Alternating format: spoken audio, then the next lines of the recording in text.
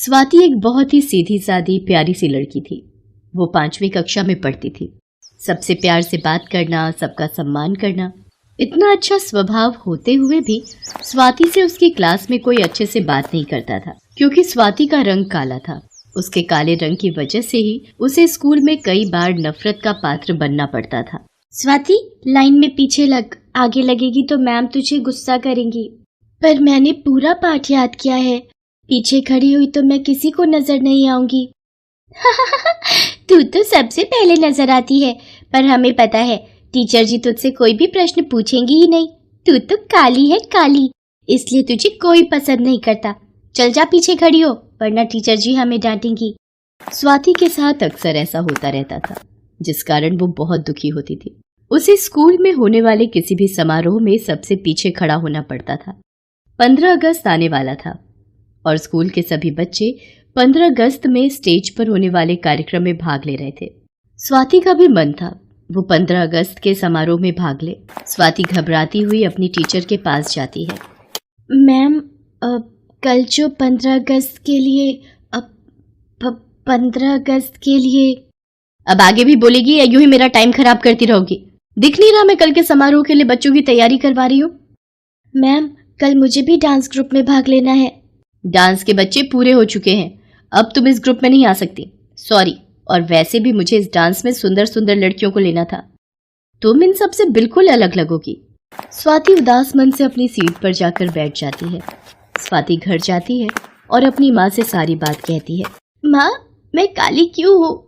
इस काले रंग की वजह से स्कूल में मैं हमेशा पीछे रह जाती हूँ। मेरे से कोई भी बात नहीं करता और कल 15 अगस्त के लिए मुझे डांस में भी नहीं चुना। माँ, मुझे बिल्कुल भी अच्छा नहीं लगता। सब मेरे को नफरत भरी नजरों से देखते हैं।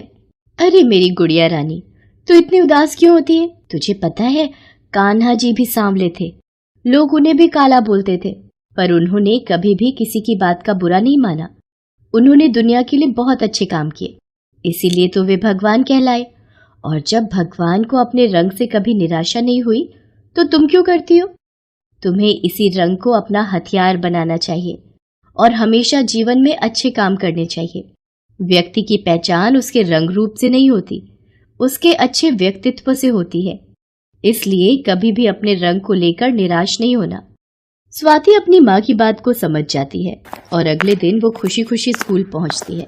15 अगस्त का प्रोग्राम स्कूल की छत पर किया जा रहा था। प्रिंसिपल मैम, प्रोग्राम में भाग लेने वाले बच्चे, टीचर सब आ चुके थे।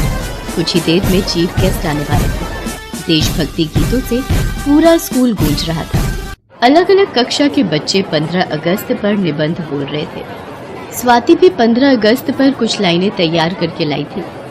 वो स्टेज पर बोलने जाने लगती है, तभी टीचर उसे आवाज देती है। देखो स्वाति, कुछ ही देर में चीफ गेस्ट आने वाले हैं, तुम स्टेज पर नहीं जाओगी। मैं नहीं चाहती तुम्हारी वजह से मेरी पूरी क्लास की बेइज्जती हो, इसलिए चुपचाप वहाँ जाकर बैठ जाओ। इतनी देर में प्रधानाचार्य जी भी स्टेज पर आ जाती है। आप सभी बच्चों को 15 अगस्त आजादी दिवस की हार्दिक शुभकामनाएं। हमारे बीच चीफ गेस्ट आ चुके हैं, अब सभी बच्चे जोरदार तालियों से उनका स्वागत करेंगे। कुछ ही देर में यहाँ देश का झंडा फहराया जाएगा।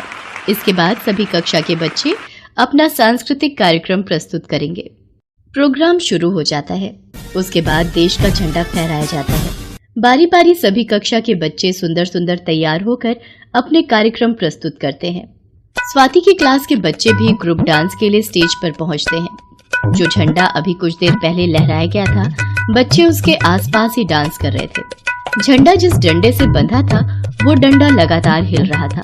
सब लोगों का ध्यान बच्चों के डांस की तरफ था। अचानक स्वाति की नजर गिरते हुए झंडे के डंडे पर पड़ती है। स्वाति दौड़ती हुई स्टेज पर जाती है और उस गिरते हुए झंडे का डंडा पकड़ लेती है। स्वाति को ऐसा करते देख स्पोर्ट टीचर भी स्टेज पर भागता है और स्वाति की मदद करता है। स्वाति के कारण बच्चों को चोट आने से बच जाती है। सब लोग स्वाति के साहस के लिए उसे शाबाशी देते हैं। अगर ऐसे होनहार और साहसी युवा बच्चे इस देश में हों, तो इस देश की तरक्की को कोई नहीं रोक सकता। तुम्हारे कारण आज बच्चों को चोट लगने से बच गई और एक हादसा टल गया। तुमने अपनी जान की परवाह भी नहीं की। आज तुमने देश के झंडे को जमीन पर गिरने से बचा लिया। तुम में इतना साहस कहाँ से आया बेटा? सर, ये सब मैंने क्लास टीचर प्राची मैम से सीखा है। उन्होंने हमें सिखाया है कि हमें कभी भी अपने देश के झंडे को जमीन पर नहीं गिरने देना चाहिए। भारत देश का झंडा हमारी आन बान और शान का प्रतीक है और इसकी रक्षा करना हमारा कर्तव्य है। मैम कहती हैं कि हमें सदैव दूसरों की मदद करनी चाहिए और मुश्किल वक्त में साहस दिखाना चाहिए। मुझे प्राची मैम की बातें याद थी, इसलिए मैंने वही किया जो उनसे सीखा। Miss Prachi, very good. आपने अपनी कक्षा के बच्चों को बहुत अच्छी शिक्षा दे रखी है। शाबाश स्वाति बेटा। मैं यहाँ पर एक बात के लिए और सावधानी बरतना चाहूंगी। आज के बाद किसी भी समारोह से पहले एक बार सारा प्रबंध मैं अपनी आंखों से चेक करूंगी, ताकि ऐसी अनहोनी से बचा जाए। बाकी इसके लिए स्कूल का स्टाफ भी सावधानी बरते, ऐसी मैं कामना करती हूँ। मैंने स्वाति के साथ कितना बुरा व्यवहार किया, पर आज इसी स्टूडेंट के कारण मेरी सबके बीच वाहवाही हुई है। मैं आज के बाद स्वाति के साथ रंग को लेकर कोई भी भेदभाव नहीं करूंगी। सब लोग मिलकर स्वाति के लिए तालियां बजाते हैं। प्रिंसिपल मैम सब बच्चों के साथ साथ स्वाति को भी साहस के लिए पुरस्कार देती हैं। उस दिन स्वाति की खुशी का ठिकाना नहीं रहता। आज उसकी क्लास के सब बच्चे उससे बहुत अच्छे से बात कर रहे थे।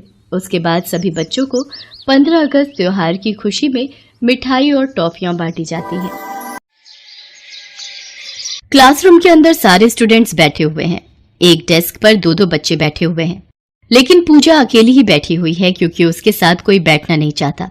पूजा काली है, इसीलिए इस स्कूल में उसका कोई दोस्त नहीं है। इतने में ईशा नाम की एक लड़की क्लासरूम के अंदर आती है। अरे बाप रे, आज तो कहीं बैठने की जगह ही नहीं है। अरे ईशा, मेरे बगल वाली जगह खाली है ना, आना मेरे पास आकर बैठ जा।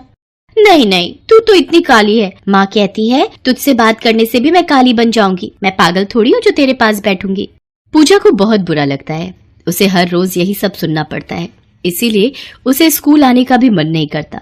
पूजा रोते हुए घर लौटती है और अपनी माँ के पास जाकर कहती है, माँ, मुझे इस स्कूल में नहीं जाना। सब लोग मुझे काली काली बोलकर चिढ़ाते हैं। मुझे अच्छा नहीं लगता माँ। अरे तू चिंता मत कर बेटी, तेरे पापा का ट्रांसफर हुआ है। हम यहाँ से चले जाएंगे और नए शहर जाकर तेरा एक अच्छे से स्कूल में एडमिशन करवाएंगे। पूजा ये सुनकर बहुत खुश होती है और उम्मीद करती है कि नए स्कूल में सभी उससे अच्छे से बात करेंगे, सभी उसके दोस्त बन जाएंगे।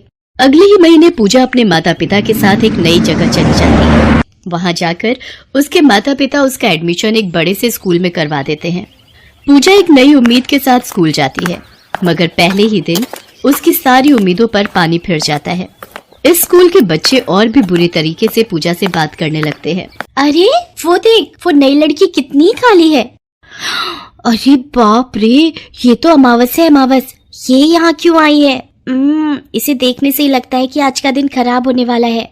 हे भगवान, ये तो कितनी डरावनी दिखती है। अगर कोई छोटा बच्चा इसे रात को देख ले तो चुड़ैल समझकर डर ही जाएगा। और तभी क्लास में सब जोर जोर से हंसने लगते हैं। तभी क्लास में टीचर आती है और कहती है, बच्चों, आज आप लोगों को आज सरप्राइज टेस्ट लिया जाएगा। सब बच्चे टेस्ट के लिए तैयार रहो। अरे यार, सरप्राइज टेस्ट बोला था ना मैंने, आज का दिन खराब ही जाएगा। ये काली लड़की तो मनहूस है, मनहूस। तब टीचर पूजा को अपने पास बुलाती हैं और कहती हैं, टेस्ट से पहले इस नई लड़की से मिलो। इसका नाम पूजा है। कौन बनना चाहेगा इसका दोस्त? मगर कोई हाथ नहीं उठाता। क्लास के एकदम सामने के डेस्क में एक गोरी लड़की बैठी थी। उसका नाम प्रीति है। वो कहती है, मैडम, इतनी काली लड़की से कौन दोस्ती करना चाहेगा? प्रीति की इस बात से पूजा को बहुत बुरा लगता है। क्या इस स्कूल में भी सभी पूजा से ऐसे ही बात करेंगे, काली काली बोलकर चिढ़ाएंगे? पूजा ये सोचकर घबरा जाती है। क्लास खत्म होने के बाद प्रीति पूजा के पास आती है और कहती है, अरे अरे, देखो तो इस काली चुड़ैल को। किसने एडमिशन दिया तुझे इस स्कूल में? अब स्कूल का नाम खराब हो जाएगा। सभी कहेंगे कि एक काली भूती पढ़ती है इस स्कूल में। ये क्या कह रही हो तुम? मैं काली हूँ इसलिए स्कूल का नाम खराब होगा? क्यों, काली होना कोई गुनाह है क्या?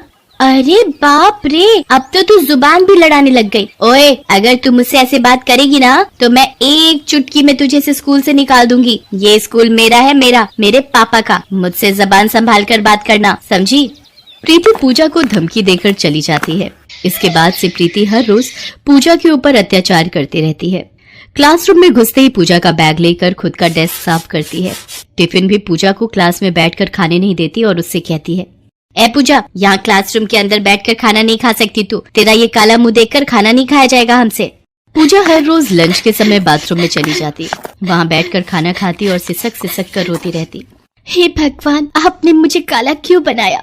सब लोग मेरा मजाक उड़ाते हैं। यहाँ कोई मुझसे दोस्ती नहीं करना चाहता। मैं क्या इतनी बुरी हूँ भगवान। ऐसे ही पूजा के दिन बीतते जाते हैं, मगर एक चीज में पूजा सबसे तेज है, वो पढ़ाई में बहुत अच्छी है। जनरल नॉलेज तो कमाल का है उसके पास। क्लास में टीचर कोई भी सवाल पूछे, पूजा सबसे पहले जवाब देती है। ऐसे ही फाइनल परीक्षा आ जाती है और पूजा मन लगाकर परीक्षा देती है। हेड टीचर के पास जब रिजल्ट आता है तो वो देखते हैं कि पूजा सबसे ज्यादा नंबर लेकर क्लास में फर्स्ट आई है। हेड टीचर को चिंता हो जाती है।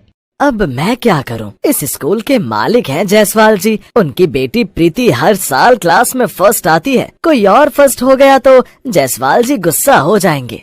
हेड टीचर जायसवाल जी को कॉल करके सब कुछ बताते हैं। जायसवाल जी गुस्से से कहते हैं, मेरे स्कूल में मेरी बेटी के अलावा कोई और फर्स्ट कैसे आ सकता है? नहीं, अगर ऐसा हुआ तो मैं किसी भी टीचर को सैलरी नहीं दूंगा।